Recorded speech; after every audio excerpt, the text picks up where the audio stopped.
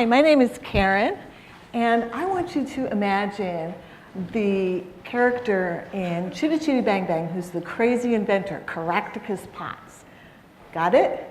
I met a real-life Caractacus a year and a half ago in Seattle. His name is Ivan Owen, and he creates all kinds of crazy things, and he was telling me a story of when he had made this puppetry armature where his fingers would create movement in this wing-like armature. And he often videos his creations and puts them online. So he had this YouTube video online. And somebody in South Africa who was looking for inspiration and ideas to help him solve a problem with finding a way to create a finger for his hand from an accident, saw that video and got in touch with Ivan and said, hey, I think that the idea that you had for that wing puppetry thing could help me. So the two of them started collaborating together across the world and used the internet, 3D printers, prototypes, all kinds of conversations. And eventually, not only did they create something that helped Richard, who was in South Africa, but they also created a 3D printed hand for a little boy in South Africa called Liam. And they recorded that story also and put it on YouTube. And the world was taken by this story, including John Schull, who is here. And he saw that video of the story of how these men, two on other sides of the world, came together to solve a problem. And in the YouTube comments, people started to say, hey, I have a 3D printer, I could do that too. And someone else said, how could I get involved? And John said, let's start a map. Let's start a Google map, and everybody put a pin in. And then the next step was, well, what do we do? How do we stay connected? So they started the e-nable Google Plus community group. And people from all over the world connected through that group in order to collaborate, brainstorm, and find people who had needs. So I heard this whole story from Ivan, and I went home to Durham, North Carolina, and I logged on, and I joined this e-nable group. And very shortly after that, somebody posted, hey, I live in Cary, North Carolina. I have a son who has this need for an arm, and is there somebody who lives close that could help me? And I saw that, and I clicked in, and I said, well, I live in Durham. That's a little bit of a modification that I'm not comfortable completely doing. 5 minutes later, a guy, Nick, in California saw my comment and said, hey, I'm working with a girl who has a similar problem. Let's all three of us get together in a Google Plus Hangout and see if we can't work this out. And that was my connection with the e-nable community. This is a group of grassroots, do-for-good volunteers who are just networking in this open community. Open in the best sense of the opportunities and challenges that sharing information and ideas can happen.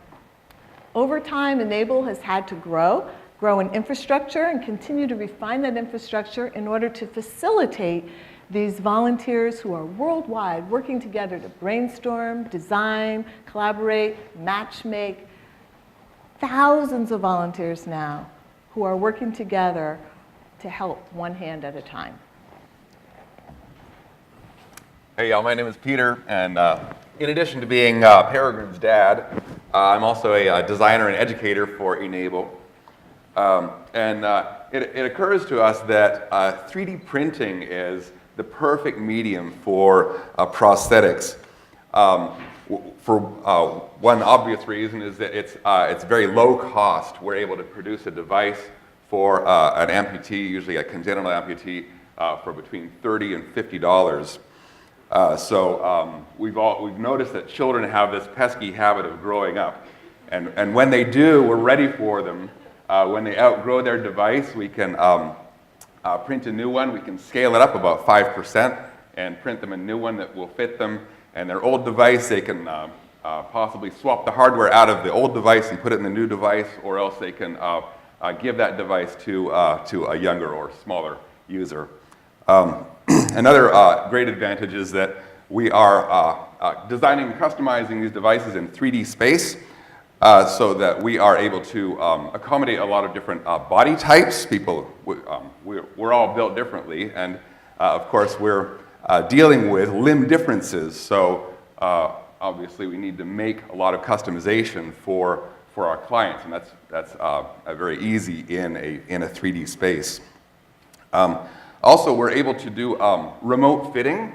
You can be anywhere in the world, and all you need is a camera phone and a school ruler, and you can put your hands on a table with the ruler and take a photo from above, and you send it to me, and I'll generate files that will fit you, and then I can either print a device and send it to you, or what's more likely is that I'll customize the device or customize the files and then send those 3D files to one of our thousands of 3D printing volunteers who will print the components for the device at no cost to the client.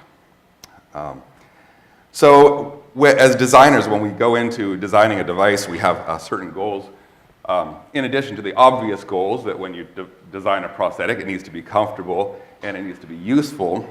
We also think in terms of cost and in terms of sourcing materials. So we try to stick with things that can be found at a hardware store, like screws that can be salvaged from a junked car, like nylon straps. You can use old seatbelt material, or that can be salvaged off of appliances like screws, or you could maybe find those at a hardware store as well.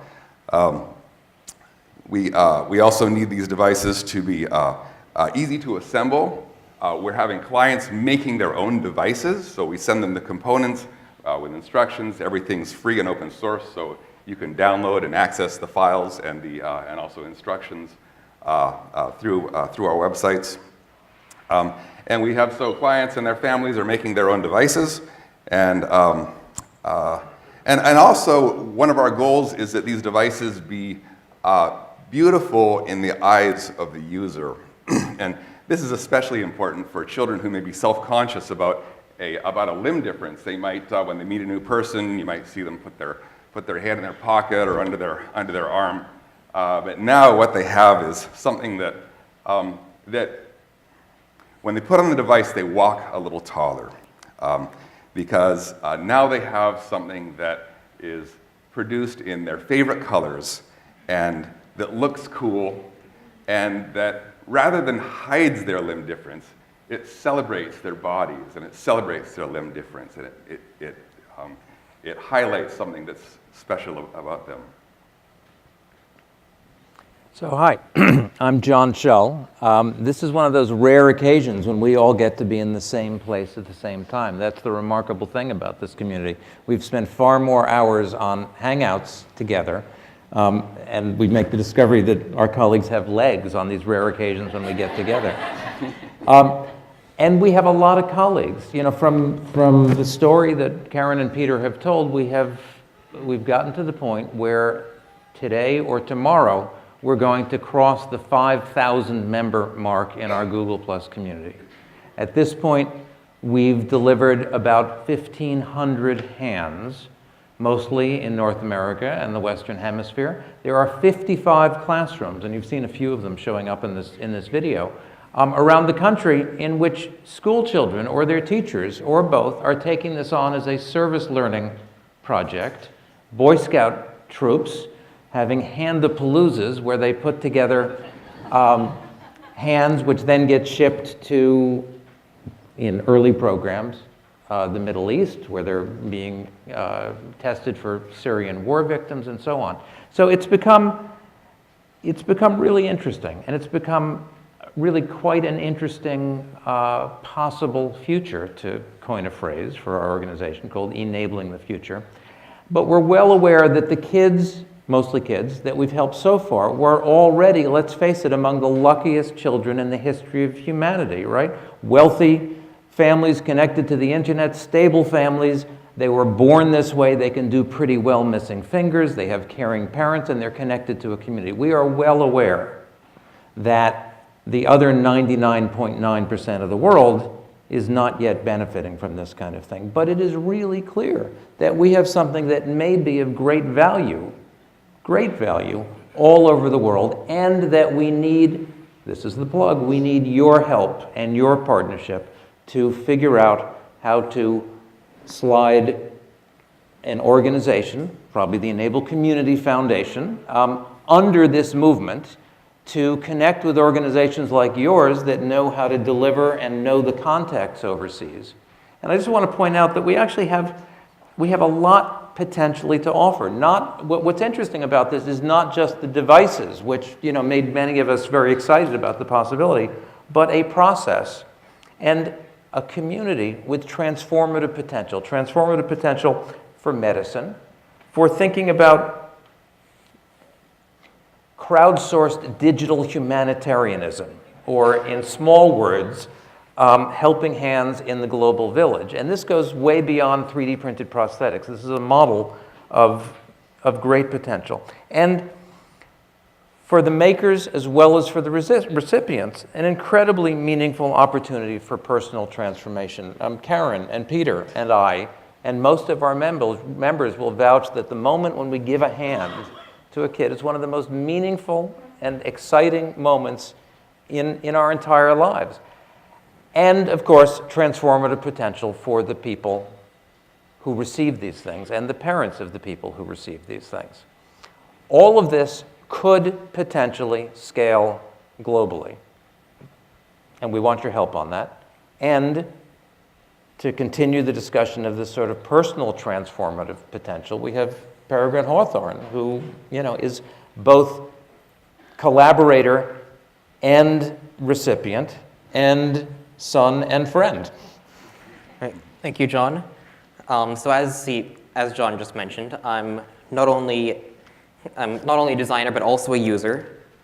I have congenital missing 5 fingers on my left hand, and we've been working on this I've been using one of these for about 2 years now, and within the first 2 weeks of this, I started to incorporate this hand into my own body map. I saw it as a part of myself.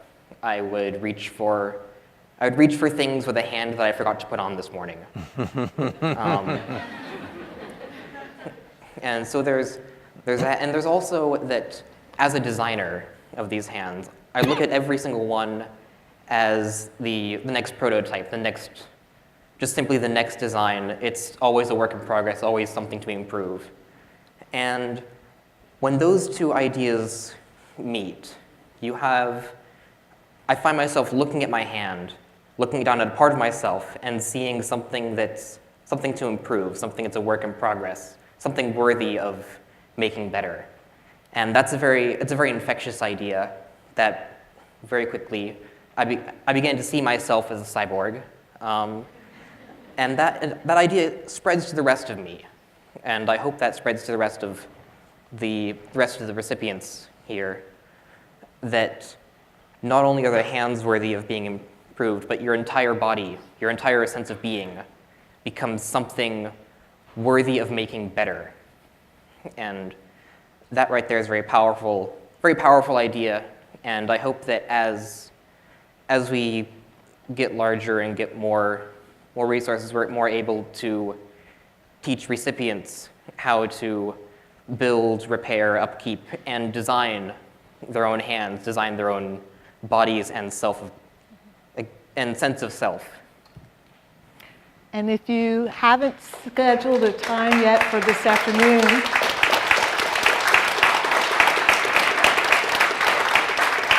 if you want to put your hands on a hand, our microlab is going to be putting together some hands this afternoon, and I think there's still some room. So talk to us later and we'll talk about it. Thank you. Thank you very much. Thank you.